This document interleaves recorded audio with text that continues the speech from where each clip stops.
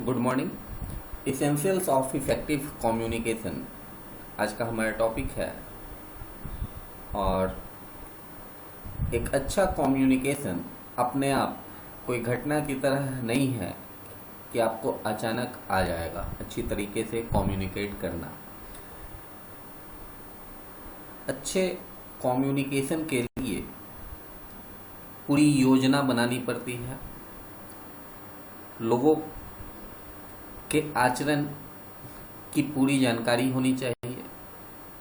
क्या क्या physical facilities communicator के पास होनी चाहिए, वो फैसिलिटीज होनी चाहिए। कड़ी मेहनत करनी पड़ती है। और मैकेनिकल और इलेक्ट्रॉनिक डिवाइसेस का इस्तेमाल अच्छे कम्युनिकेशन में होता है। हम स्मार्टफोन्स, लैपटॉप्स, डिफरेंट सॉफ्टवेयर्स की मदद लेते हैं।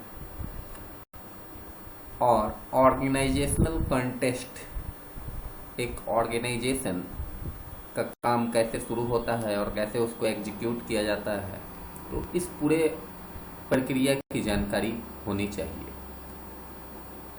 जो स्किल्स इफेक्टिव कम्युनिकेशन के लिए किसी इंसान के अंदर होना चाहिए वो इस प्रकार है। नंबर 1 है be clear about the purpose. मतलब आपका जो उद्देश्य है, तो अपने उद्देश्य के बारे में आपको समझ होनी चाहिए, उसकी पूरी जानकारी आपके पास होनी चाहिए। हर कम्युनिकेशन, हर इंसान या हर कम्युनिकेशन के पीछे कुछ न कुछ उद्देश्य होता है। तो पहले इंसान को सही तरीके से समझ होनी चाहिए कि वो प्रोसेस ऑफ कम्युनिकेशन के थ्रू क्या अचीव करना चाहता है। किसी भी कम्युनिकेशन का मकसद, उद्देश्य सिर्फ मैसेज को भेजना और रिसीव करना नहीं होता है। जो कम्युनिकेटर है, जो मैसेज भेजने वाला है, जो सेंडर है, उसको उसकी जिम्मेदारी होती है कि कैसे रिसीवर के पास वो मैसेज को सही वक्त पे पहुंचाता है। ऐसा मैसेज जिसके पीछे कोई क्लियर और अच्छा विचार नहीं है, तो ऐसा मैसेज बिना किसी उद्देश्य का होता है, वो लोगों के समय और मेहनत को बर्बाद करता है। तो सबसे पहले अपने आप से ये पूछना चाहिए कि आप कम्युनिकेशन के थ्रू क्या अचीव करना चाहते हैं। हमारा दूसरा पॉइंट है understand the process of communication. Communication की जो प्रक्रिया है, वो उसकी समझ आपको होनी चाहिए कि कैसे प्रोसेस ऑफ कम्युनिकेशन काम करता है, इसके प्रिंसिपल्स और टूल्स क्या क्या हैं, कैसे मैसेज को इनकोड किया जाता है, इनकोडिंग क्या होता है, डिकोडिंग किसको कहते हैं, ट्रांसमिशन क्या होता है, कंप्रीहेंशन क्या होता है, फीडबैक क्या होता है, मोड ऑफ चैनल आपका क्या होगा कम्युनिकेशन में, किस तरह के इंस्ट्रूमेंट्स का इस्तेमाल होगा, और क्या क्या बैरियर्स हैं जो कम्युनिकेशन को पे अपना प्रभाव डाल सकते हैं। तो इसकी पूरी जानकारी होनी चाहिए कि हमारा कम्युनिकेशन प्रोसेस कैसे काम करता है। हम मैसेज को पहले लिखते हैं तो उसको हम कहते हैं इनकोडिंग, और हम उसी भाषा में लिखते हैं जिस भाषा में रिसीवर उसको डिकोड करे, उसको डिकोडिंग कहा जाता है। ट्रांसमिशन का मतलब हो गया जब हम मैसेज को सेंड करेंगे तो किस मीडियम से भेजेंगे, व्हाट्सएप से भेजेंगे, सिंपली मैसेज के द्वारा भेजेंगे, ईमेल भेजेंगे, ठीक है, बहुत सारे मीडियम्स हैं, लेटर, रिटन लेटर लिखेंगे, पोस्ट से भेजेंगे। तो इसकी कंप्लीट जानकारी आपको होनी चाहिए कि कौन सा मैसेज किस मीडियम से भेजा जाना चाहिए, किस भाषा में भेजा जाना चाहिए, आप कौन कौन से डिजिटल डिवाइसेस का इस्तेमाल करेंगे, क्या क्या बैरियर्स हो सकता है जो हमारे मैसेज को प्रभावित कर सकता है। तो इसको हम लोग कहते हैं understand the process of communication. तीसरा पॉइंट है हमारा be clear about your target audience. आप किसको टारगेट कर रहे हैं, अपनी बात को आप किन लोगों तक पहुंचाना चाह रहे हैं, इसकी जानकारी आपको होनी चाहिए। क्योंकि कोई भी मैसेज अपने आप जो परिणाम चाहते हैं वहां तक उसको पाने के लिए मैसेज का सही लोगों तक पहुंचना जरूरी होता है। मैसेज जिनके लिए होता है तो उन तक मैसेज पहुंचना जरूरी है। कम्युनिकेशन को प्रभावी बनाने के लिए, प्रभावशाली बनाने के लिए आपको पूरी तरह से अपने कम्युनिकेशन पे केंद्रित होना होता है, चाहे वह कोई चिट्ठी हो या कोई आपका स्पीच हो या आपने कोई फिल्म बनाई है या आपने कोई प्रेजेंटेशन बनाया है।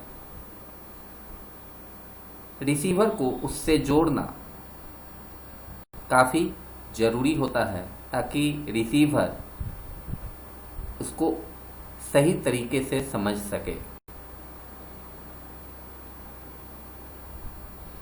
एक इफेक्टिव कम्युनिकेशन जो होता है ये हम मान के चलते हैं कि उसके अंदर एक एबिलिटी होती है कि वो अलग अलग घटनाक्रम में, अलग अलग सिचुएशंस में भी इफेक्टिव होता है। हमारा अगला पॉइंट है be well informed. The communicator must be well informed.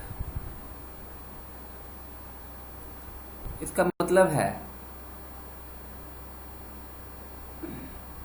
कि जो लोग कम्युनिकेशन प्रोसेस में हैं उनको पता होना चाहिए कि वो किस टॉपिक पे किस उद्देश्य से कम्युनिकेट कर रहे हैं।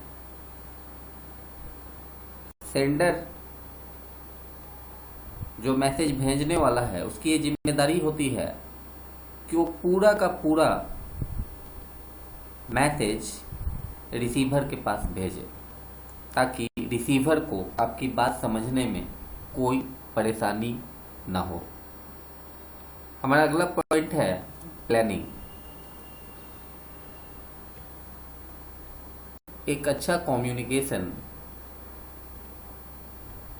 और एक अच्छा परिणाम पाने के लिए आपको कम्युनिकेशन से पहले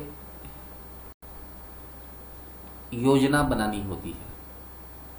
एक अच्छी योजना ही एक अच्छा इफेक्टिव कम्युनिकेशन दे सकता है। जो मैसेज भेजा जाने वाला है और जिन वर्ड्स का आप इस्तेमाल कर रहे हैं और जो काम होना है या रिसीवर का जो फीडबैक है, रिसीवर जो फीडबैक दे रहा है, तो इनको भली भांति पहले ही चेक कर लेना चाहिए, उस पर विचार कर लेना चाहिए, उसकी प्रॉपर प्लानिंग कर लेनी चाहिए कि हम मैसेज को कैसे कन्वे करेंगे, किस तरह के वर्ड्स का इस्तेमाल करेंगे और इससे रिसीवर का क्या रिएक्शन आएगा। हमारा अगला पॉइंट है positive approach. Positive approach and the right mental attitude is another requirement for effective communication. किसी भी कम्युनिकेशन को करने से पहले और डिजायर्ड रिजल्ट आने से पहले आपके माइंड का मेंटल फोकस पॉजिटिव होना चाहिए। माइंड हमेशा पॉजिटिव होना चाहिए और आपका मेंटल जो बैलेंस है वो हमेशा पॉजिटिविटी की तरफ ही होना चाहिए। एक अनदर रिक्वायरमेंट है इफेक्टिव कम्युनिकेशन का, रिक्वायरमेंट है पॉजिटिव अप्रोच। आप जब पॉजिटिवली किसी को अप्रोच करते हैं, पॉजिटिवली कम्युनिकेट करते हैं, तभी आपको पॉजिटिव रिस्पॉन्स मिलने की संभावना होती है। पॉजिटिव अप्रोच लेने से क्या होता है कि अगर रिसीवर थोड़ा कंफ्यूज भी है, कहीं पे वो निगेटिव है, तो आप फिर उसको पॉजिटिवली अप्रोच करके उसको भी पॉजिटिव कर सकते हैं। पॉजिटिविटी से हमारे माइंड में फेथ भी आता है, एक विश्वास आता है कि हम जो काम कर रहे हैं वो अच्छा काम है और इसका जो रिस्पॉन्स आने वाला है वो भी पॉजिटिव ही आएगा।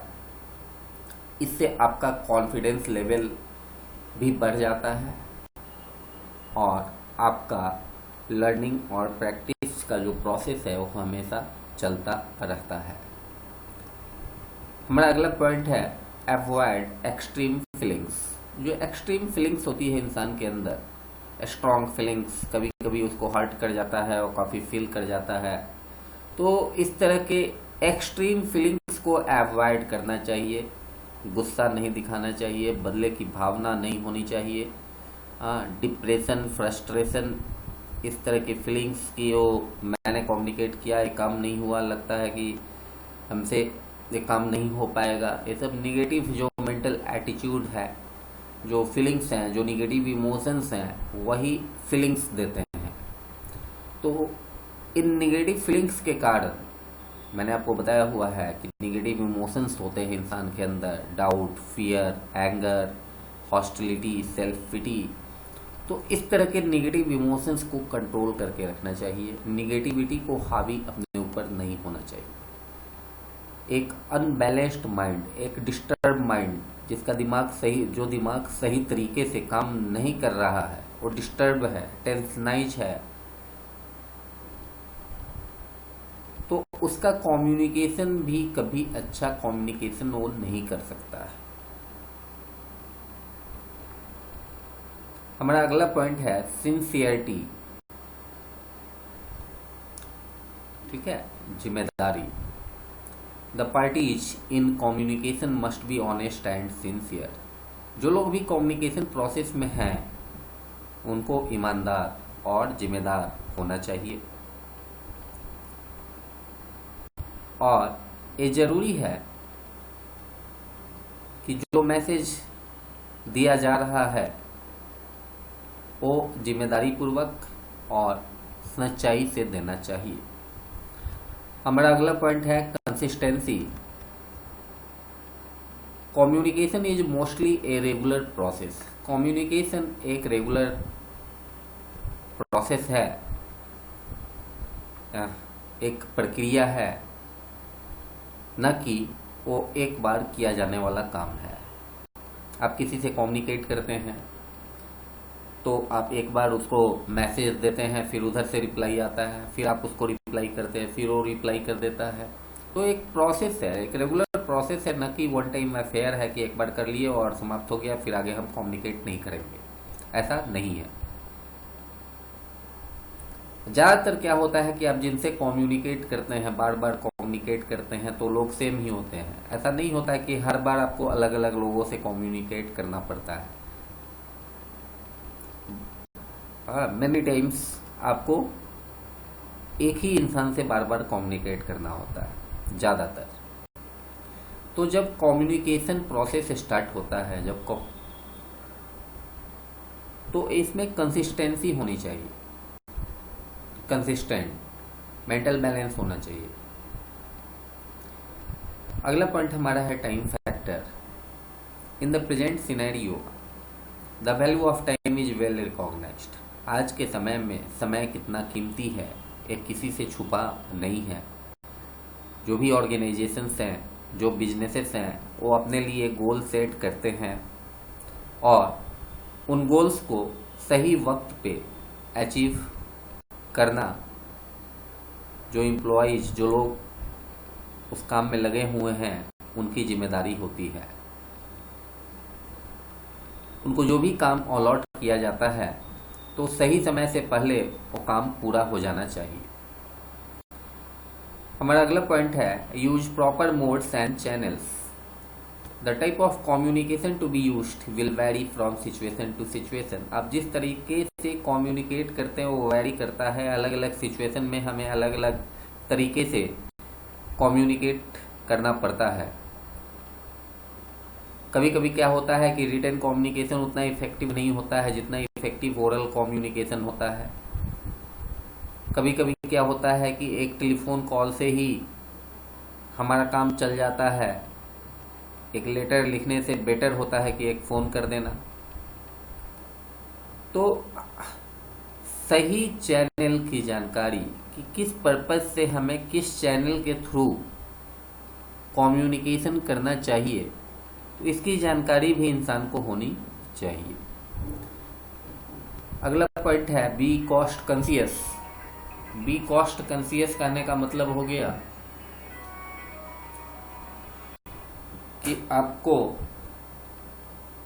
खर्चे पे भी नियंत्रण रखना होता है। अलग अलग टाइप से कम्युनिकेट करने के लिए अलग अलग खर्च होता है, तो आपको उसको भी कंट्रोल करना चाहिए, देखना चाहिए किस तरीके से हम कम्युनिकेट करेंगे, किस मीडियम से कम्युनिकेट करेंगे तो क्या कॉस्ट आएगा, और हमारा जो उद्देश्य है वो किस तरह के कम्युनिकेशन से अचीव हो रहा है। तो कम खर्च में हम कौन सा मीडियम बेटर है जिससे हम अच्छा कम्युनिकेशन कर सकें। और लास्ट में है फीडबैक।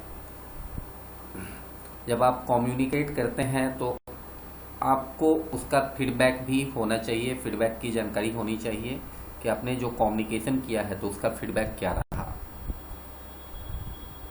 फीडबैक बताता है कि आपका कम्युनिकेशन कितना वैल्यूएबल रहा है।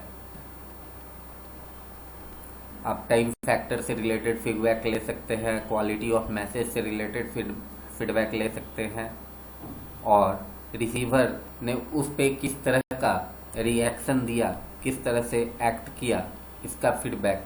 इस तरीके के फीडबैक को लेना काफ़ी ज़रूरी होता है। तो अगर आप कम्युनिकेट करते हैं, आपको सही फीडबैक मिलता है तो आपका कम्युनिकेशन प्रोसेस अच्छा है। अगर आपको सही फीडबैक नहीं मिलता है तो आपको अपने कम्युनिकेशन को इम्प्रूव करने की ज़रूरत होती है। आज के लिए इतना ही।